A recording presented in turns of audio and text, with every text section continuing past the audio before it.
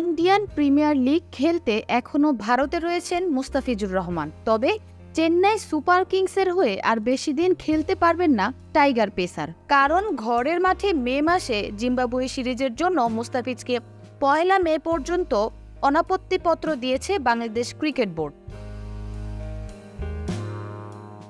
তবে জিম্বাবুয়ে সিরিজের শুরু থেকেই ফিজ থাকবেন কিনা এমন প্রশ্নের জবাব দিয়েছেন প্রধান নির্বাচক গাজী আশরাফ হোসেন লিপু।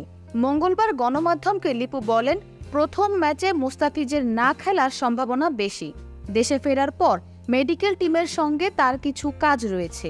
এরপর আমরা বুঝে নেওয়ার চেষ্টা করব, কথা বলে দেখব তার সঙ্গে। তবে আমার বিশ্বাস তিনি প্রথম ম্যাচে অ্যাভেলেবেল থাকবেন না। বিশ্বকাপের আগে 5 ম্যাচের টি-20 সিরিজটি সামনে রেখে কদিন আগেই ফিটনেস ট্রেনিং সেরেছেন টাইগার সেনারা। এবার প্রস্তুতি ক্যাম্পের জন্য 17 সদস্যের প্রাথমিক স্কোয়াড ঘোষণা করেছে বিসিবি।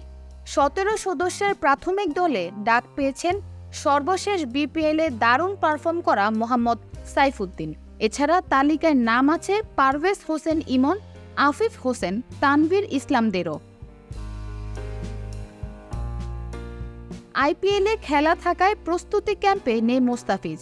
এছাড়া ক্যাম্পে থাকছেন না সাবেক অধিনায়ক সাকিব আল হাসানও।